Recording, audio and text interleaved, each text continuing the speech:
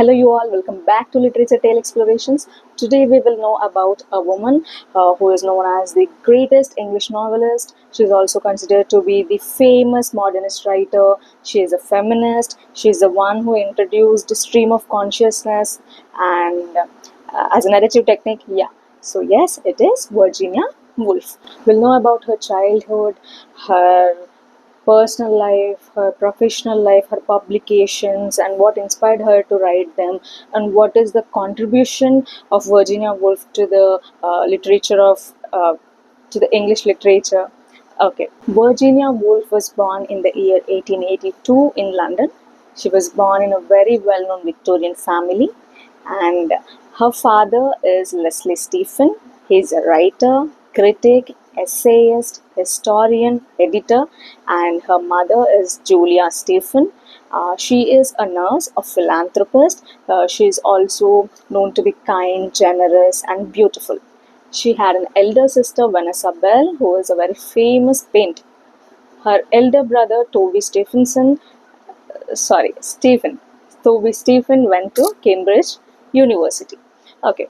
Her father owned a very private library, very large private library in their home. So, because of the Victorian conditions, because of the Victorian England, women had very limited access to the education. So, Virginia couldn't go to the university, but she was home tutored. Uh, she read a lot of books which were there in their library. She read Greek literature, Roman literature, English literature, classics, history, philosophy, poetry. This is how she educated herself. It is also said that Virginia Woolf's half brothers sexually abused Vanessa Bell and Virginia Woolf. It is found in some of her letters, or the documents that she has written or somebody else has written on her. It is found in that. It was in the year 1895 that the first major heartbreak happened to Virginia. That is, she lost her mother. Julia Stephen died due to some illness. That's when Virginia was so devastated. She was so depressed. Not only that, just after 1895, in 1897, she also lost her half sister, that is Stella Duckworth. She was the one who took care of the family after Julia, but then suddenly she also died due to some reasons. Reason is not specifically mentioned. That was another heartbreak in her life. And followed by that, in 1904, she lost her father, Leslie Stephen, due to cancer. These three deaths made her lonely, made her depressed. She felt she had nobody to talk to. She felt so alone. And that's when they came out of their home, and Vanessa Bell, Toby Stephen, and Virginia, all the siblings, they moved out of the place and they went and settled in Bloomsbury in London.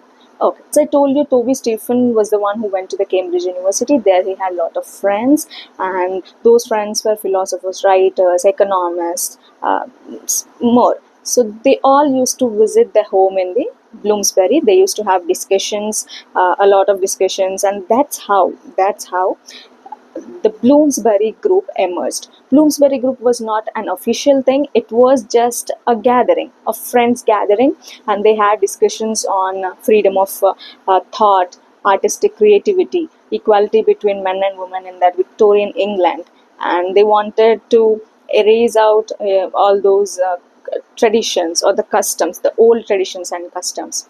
That's how they developed friendships with Virginia Woolf as well. Members of the Bloomsbury group were Leonard Woolf, writer, and later Virginia Woolf's husband, Vanessa Bell. She was a painter, and Lytton Strachey, he was a biographer, and E.M. Forster, a novelist, John Maynard Keynes, economist, Roger Fray, art critic, and then some McCarthy. There was one McCarthy and some Duncan Grant. Yes, these were the people who majorly involved in the discussions, and they used to frequently visit Bloomsbury.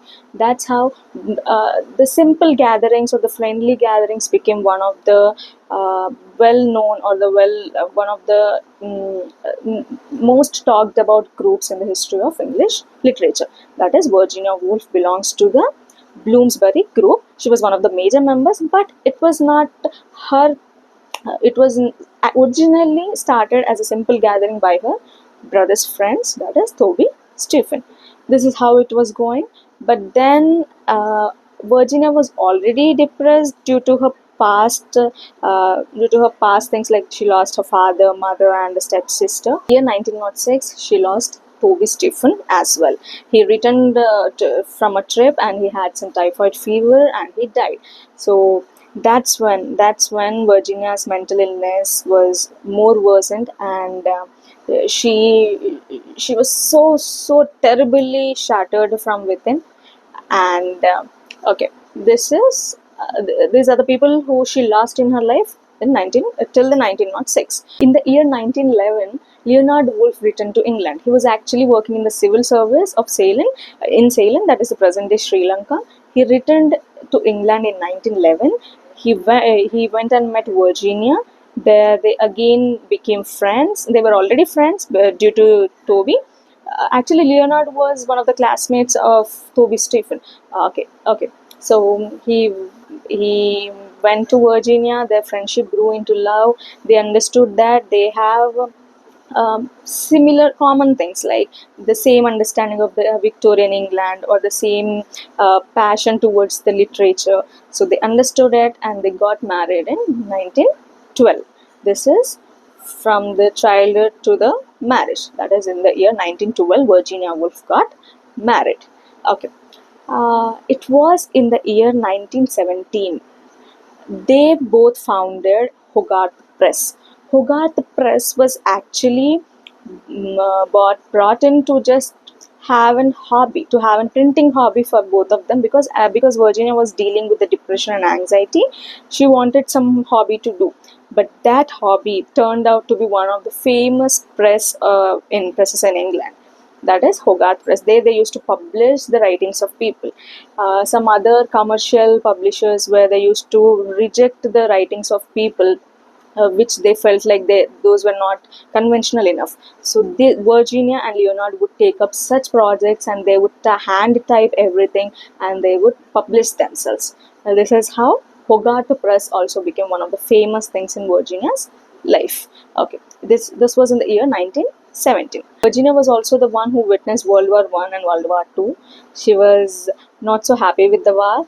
She always was frightened, not knowing when and what would happen to her, when something would happen to her or what would happen to her. So because of that, Leonard, after they got married, they both went and settled in monk's house that in the village Rodmill, so that they could have a peaceful environment, so that Virginia could read or write things. So that is where she published most of her novels from. Okay.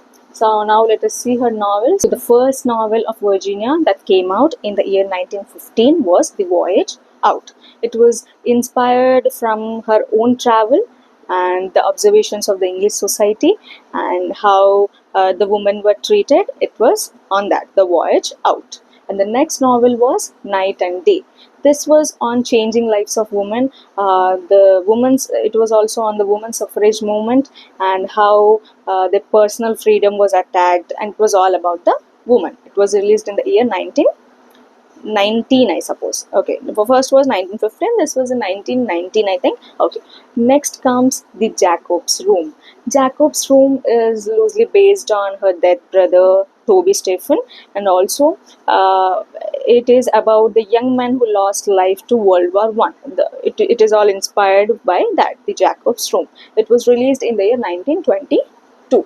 And next comes Mrs Dalloway, her famous novel, which was published in the year 1925. Mrs Dalloway was inspired from the post-war life in London. Also, the psychological effects which people had in World War I, her own experiences with the mental illness. It was inspired from that. The book was inspired from all of those events, and she wrote Mrs Dalloway. It is considered to be one of the famous novels of Virginia Woolf. Next comes To the Lighthouse, which was published in the year 1927. To the Lighthouse is mostly considered to be the autobiographical novel of Virginia Woolf, because through the characters Mr. Ramsay and Mrs. Ramsay, she actually was talking about her parents, like how her parents treated her, or how her parents were. It was mostly based on her own life. To the Lighthouse is a wonderful novel. I actually like it. It was released in 1927. Okay. Next is Orlando. Orlando is inspired, she wrote it on her friend and lover, that is Vita Sackville West. It is based mostly on his life. Next comes The Waves, which was published in the year 1931.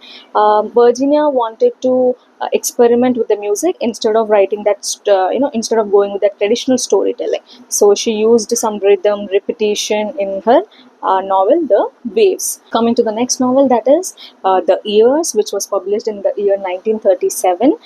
This was mostly about, she wanted to show how English society has changed over several generations. This inspired her to write The Years.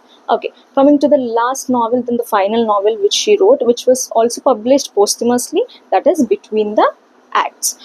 Between the Acts was published in the year 1941, but it was published obviously after her death. So it was mainly focused on World War II. How she was all actually threatened by the wars. She got so frightened, and she wrote all those things into a novel, that is Between the Acts, published in 1941. So these are her publications. These are her novels. Not only this, Virginia also wrote some of the famous essays. So let us see some of her essays. And know what it is about. So in the year 1928, Virginia Woolf was invited to a women's college in Cambridge University. As we all know, that she did not go to the university anytime. She did not study in the university, but the university called her for a lecture, and the topic was women and fiction.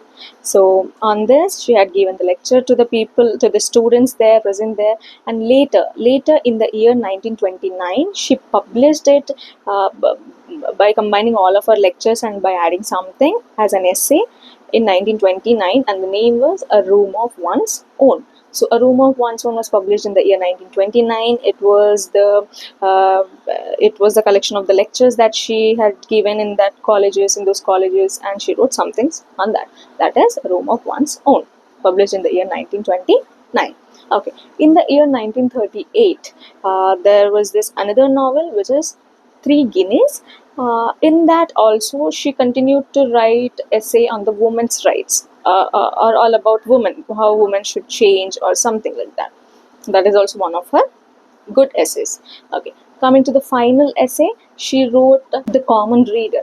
The Common Reader is actually published in the year 1925. This is her first essay actually, but I'm telling you from the most famous to the least famous. Okay, so The Common Reader is actually a collection of essays which contains essays about very famous writers. So these are the essays by Virginia Woolf. Okay, now I told you about the childhood and the people she lost in her life, also how the Bloomsbury group, Hogarth Press, her novels in the sequence, also her essays. Okay, now let us go into the final stage of her life. In her life, she did not win any Nobel Prize or anything that is related to literature, but her writing was mostly praised after her death. Like, people initially they couldn't understand her writing. They said her plot was difficult or her writing was difficult. This is what readers used to say. But there is a famous narrative technique that she introduced to the English literature, that is stream of consciousness. Stream of consciousness is a narrative technique that presents the continuous flow of the character's thoughts, feelings, impressions, memories, or some associations as they occur in the mind. So it is not anything like a perfectly logical order to put in. They are the random things, like how one thought will lead to another thought. That is stream of consciousness. She was the one who introduced it in her characters. So a stream of consciousness, this technique is seen in Mrs Dalloway, To the Lighthouse, The Waves, mostly. Like the characters, they have this narrative technique. Okay. Not only this, she was also the one who introduced interior monologue, psychological realism, non-linear time. These were the narrative techniques of Virginia Woolf. Okay, there were also many writers who got influenced from her. They were William Faulkner, Toni Morrison, Kazuo Ishiguro, and Margaret Atwood. These were the people who got influenced by Virginia Woolf. Okay, and now Virginia was a very successful writer. Her thoughts or her writing or her narrative technique, her way of presenting the characters was something to be talked about. So, but there were things going on in her mind. She couldn't come out of the depression or the anxiety that she was dealing, and she was also so scared that she didn't want to be a burden to somebody. Already by then she felt that she was burdened to the Leonard, her husband, who took care of her, who took care of her for her through her entire life. So in the year 1941, Virginia decided to commit suicide. Before committing suicide, she wrote farewell letters to her husband Leonard and also her sister Vanessa Bell. After that, because as I told you, she was staying in monk's house in Rodwell village. Near to that, there is a river called River Ouse. There she went. Before drowning, she had filled her pockets with large stones so that she would sink, and she drowned in the river. Many weeks later, her body was found. Leonard was completely shattered. He was the one who took care of that woman, and through his through his whole life.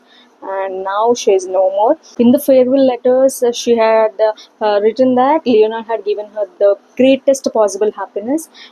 She thanked him for all the love that he has showed. She showed her gratitude towards him, how so happy she was with him. And also in the letter to Vanessa Bell, she talked about their sibling bond, the love they shared, and they also spoke about their other siblings. This is how she wrote her farewell letters. Okay. After this, Leonard never married again, never remarried again.